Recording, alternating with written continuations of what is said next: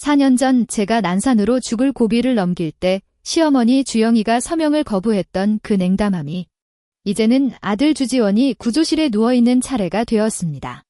전화기에 담담히 말했어요. 주지원 씨의 몸은 어머님이 주신 거니 제가 주체할 수 없어요. 운명의 톱니바퀴가 한 바퀴 돌았습니다.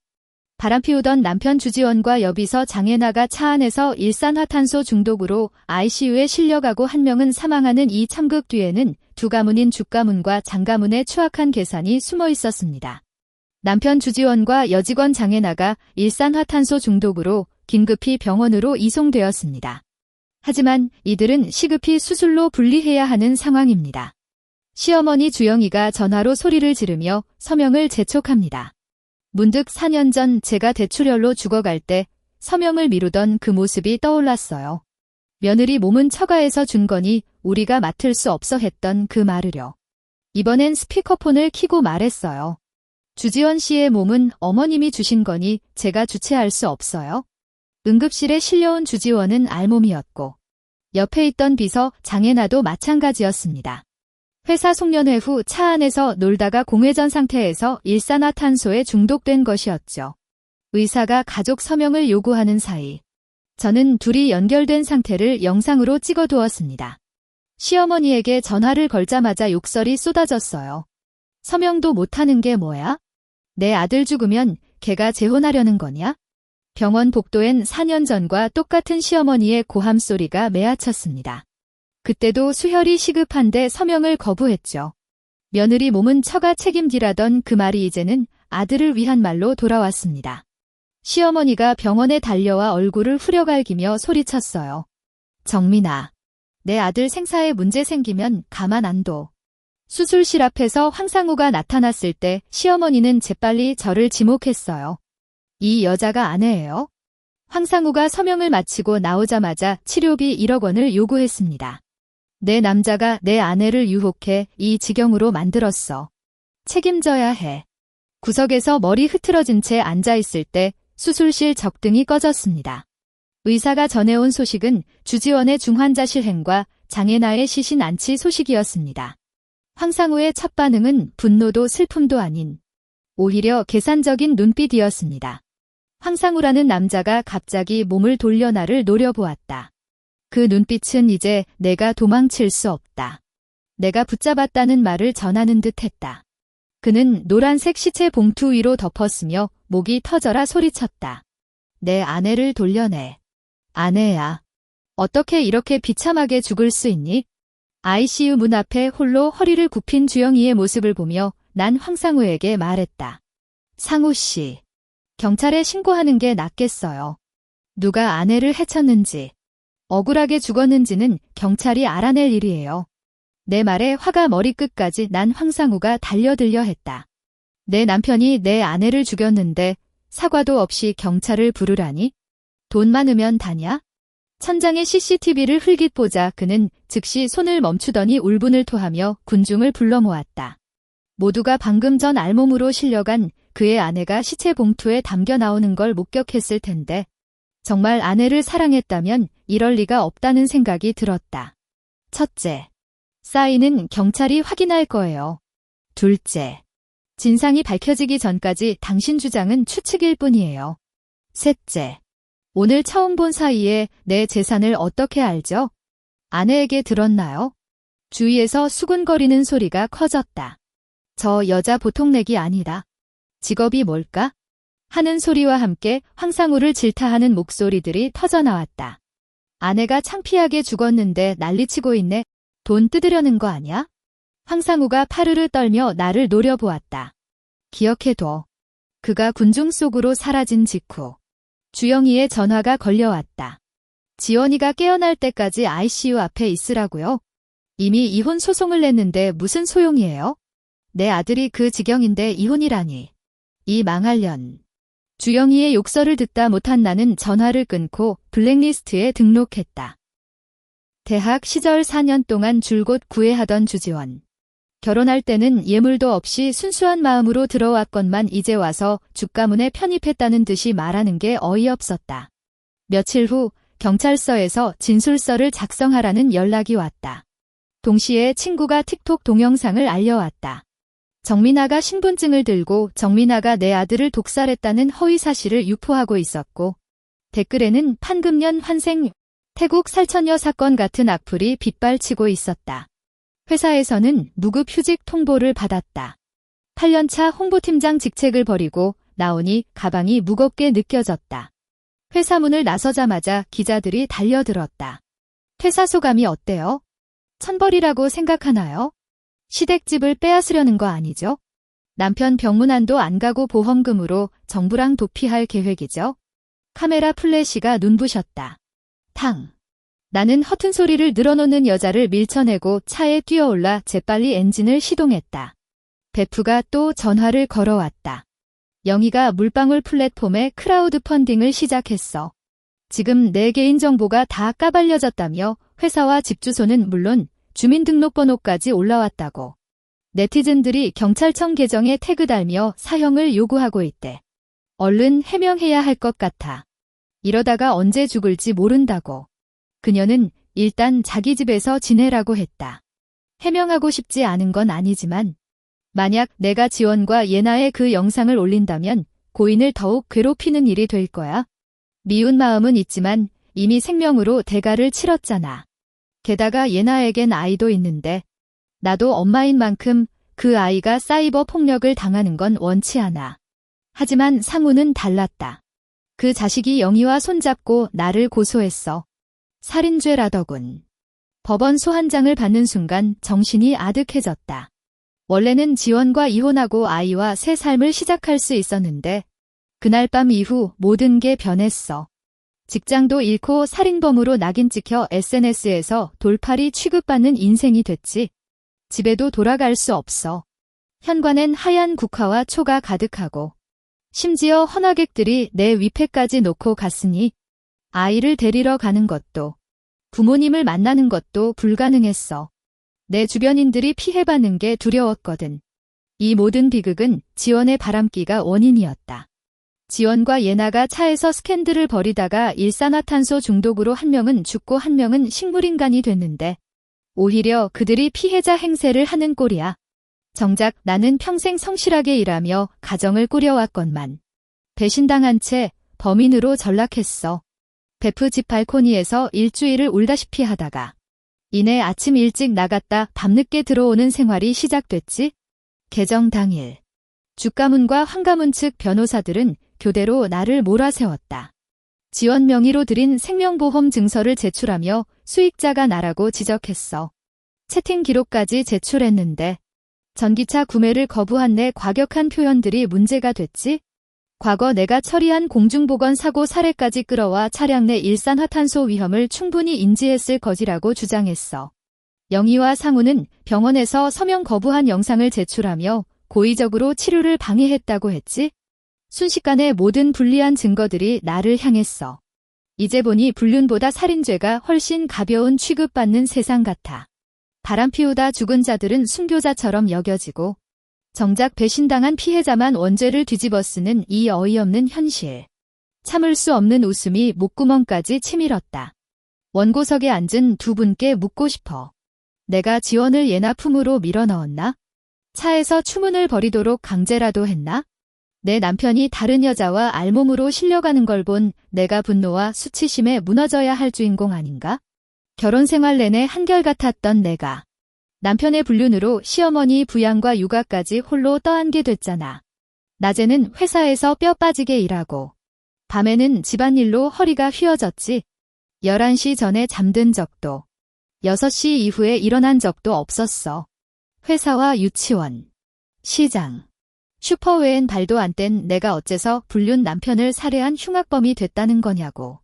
내가 이렇게 소리치자 법정은 술렁였고 재판장은 경찰에 공식 문서를 제출하라 했다. 일산화탄소 중독 사고로 인한 순수한 사고사라는 내용이 명확히 기재된 서류였지. 또 다른 보험 증권을 꺼내들었다. 이건 지원이 영희를 수익자로 지정한 것이었어. 두 보험 모두 지원과 공동으로 가입했으며 나 역시 남편과 아이를 수익자로 한 보험에 가입되어 있었다. 도대체 부부가 서로를 위한 보험에 가입하는 것만으로 살인 의도를 증명할 수 있다는 것인가? 더욱이 전기차 구매를 반대한 건 지원이 예나에게 줄 차라는 걸 알았기 때문이었어. 우리 공동 재산으로 다른 여자에게 차를 사주는 걸 당연히 용납할 수 없지 않나? 상우에게 묻고 싶어. 작년부터 실직 상태로 월 37만 8천 원 실업급여만 받던 내가 예나의 월급 108만 원으로 어떻게 신차를 사고 학군집 아파트를 장만했냐고. 아내를 다른 남자에게 팔아먹고 부부 공동 재산을 탕진한 주제에 죽은 아내를 사랑했다는 건 뻔뻔한 거짓말 아닌가? 차라리 내가 돈을 뜯어내려고 이 모든 걸 계획한 게 아닌지 의심스럽다고. 과거 기업 위기관리 전문가로 명성을 날리던 내가 이렇게 자신의 명예를 지키기 위해 법정에 서다니. 천천히 서류 뭉치를 꺼내던 중 병원에서 영희에게 폭행당하는 영상과 사고 현장 영상을 재생하라 요청했어. 두 원고가 벌떡 일어나며 항의했지만 재판장은 영상을 계속 상영하라 지시했다. 취재진의 플래시 불빛 속에서 장가문 측 변호사가 긴급히 휴정을 요청하는 소란이 벌어졌다. 판사가 승인했습니다. 안타깝게도 그 영상들은 이미 오래전에 사람들에게 찍혀 있었죠. 재판이 끝나기도 전에 영상들은 모자이크 처리되어 온라인에 유출되면서 순식간에 화제가 되었습니다. 세상에, 이렇게 어이없는 반전은 처음 봅니다. 자신이 바람 피우다가 죽은 건 자업자득이에요.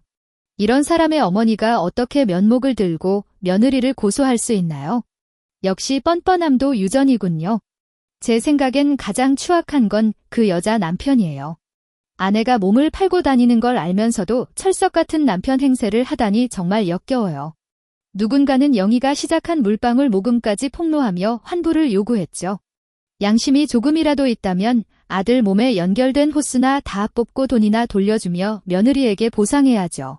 이런 인간들은 죽어야 해요. 죽가문의 어머니와 아들이 다른 집 딸들을 괴롭히지 못하도록 말이에요. 판사는 당장 저의 무죄를 선고하며 영희와 상우가 유포한 허위 사실에 대해 고소하라고 권했죠. 저는 살며시 한숨을 내쉬며 말했어요. 됐어요.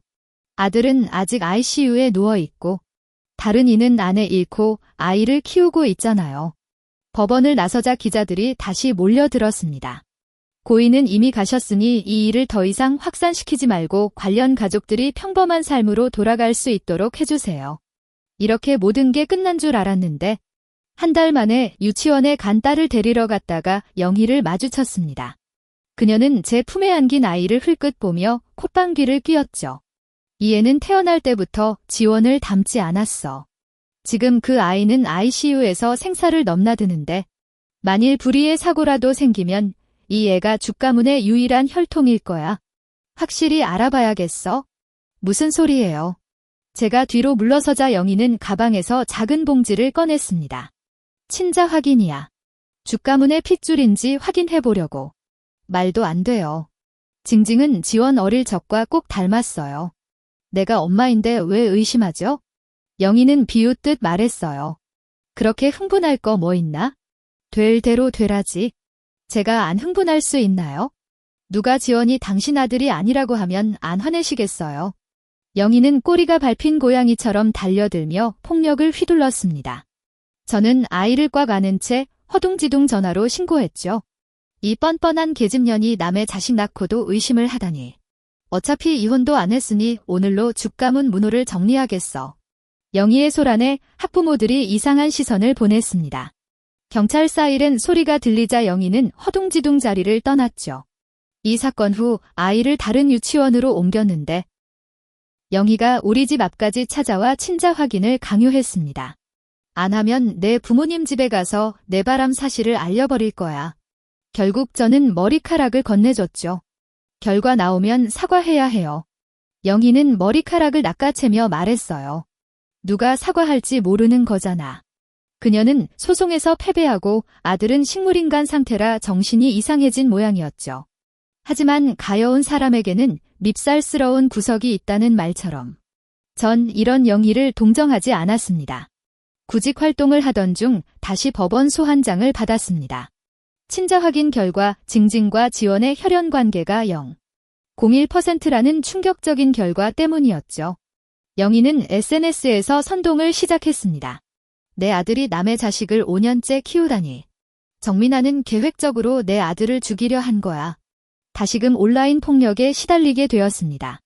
네티즌들은 과대반전. 할머니 말이 맞았네. 이 여자도 만만찮은 구석이 있었어 라며 악성 댓글을 남겼습니다.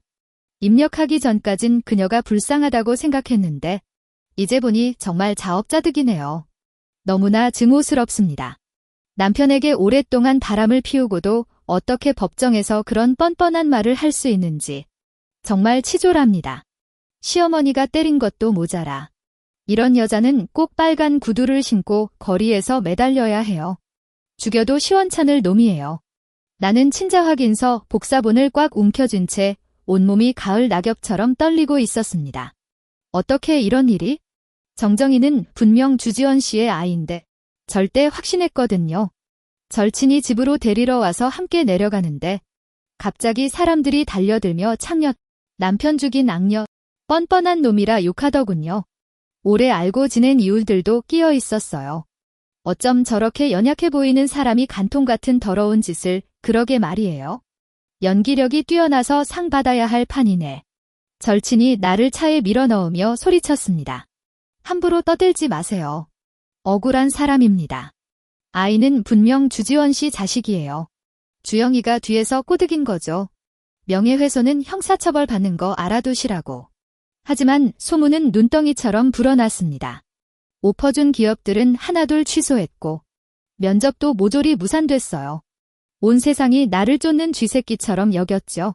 한편 황상우는 돈을 뜯지 못하자 앙심을 풀었습니다. 주지원 씨가 장애나를 강간했다며 정신적 손해배상 1억 8천만 원과 사과 광고를 요구하는 소장을 냈어요. 두 장의 소 한 장을 쥐자 심장이 얼음 구덩이로 떨어지는 듯 했죠. 밤. 정정이와 영상통화를 했습니다. 유치원에서 그린 우리 엄마 그림을 보여주더군요. 종이 위에는 허리띠를 단 채 슈퍼맨 옷을 입고 작은 아이 손을 잡은 내 모습이 있었어요. 엄마는 최고의 슈퍼맨이야. 사랑해. 정정이가 카메라에 입을 맞추자 눈물이 폭포처럼 쏟아졌습니다. 부모님도 화면에 얼굴을 내밀었죠. 내가 옳은 길을 가렴. 우리가 뒤에서 든든히 받쳐줄게. 절친이 휴지 더미를 들고 왔습니다. 황상우가 돈을 요구하는 건 그렇다 쳐도 주지원 씨가 중환자실에 있는데 어떻게 모발을 채취했대? 설마 다른 사람 거라면? 순간 번뜩였어요. 주영이가 준 모발은 주지원 씨 것이 아닌 거죠. 그래서 친자 확인 결과가 0.01%가 나온 거였어요. 처음부터 나를 망치려는 계략이었던 겁니다. 다음 날 병원을 찾았습니다. 주지원 씨는 여전히 중환자실에 있었죠. 가족도 접근 불가인 상태에서 어떻게 모발을 얻었을까요? 판사에게 재검을 요청하면서 장애나와의 채팅 기록을 CD에 담아 제출했어요. 그녀가 먼저 차에서 관계를 요구한 증거였죠. 법률 지원을 받으며 황상우를 명예훼손으로 역고소했습니다. 첫 재판 날. 채팅 기록을 제시하자 황상우의 얼굴이 새파래졌어요. 변호사는 승소 확정이라고 했죠.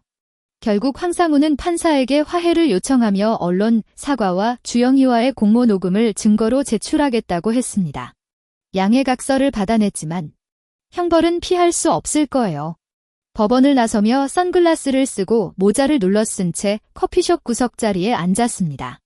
잠시 후 비슷한 복장의 인물이 서류 봉투를 건네주더군요. 가방을 열자 유언장 1통, 의학증명서 2통, 친필 편지 1통, 그리고 사진 한 묶음이 들어있었다. 사진 속에는 젊은 여자 주영이와 주지원의 명목상 아버지로 추정되는 남자가 나란히 서 있었다.